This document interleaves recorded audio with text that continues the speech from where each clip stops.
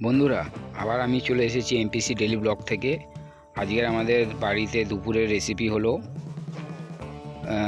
Veg fried rice আর শাহি আলুর দম।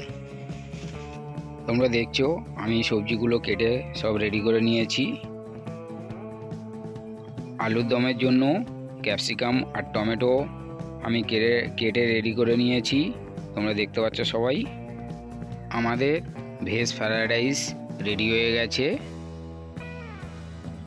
কত সুন্দর লাগছে দেখুন দেখতে। আর শাহি আলুর দম আমাদের রেডি হয়ে গেছে। আমরা একটু গ্রেভি বেশি রেখেছি কারণ রাইস দিয়ে খাওয়ার জন্য সুবিধা হবে। তোমরা চাইলে এটা গ্রেভিও করতে পারো মোটা করে। আর সাথে আছে চাটনি আর পাঁপড়।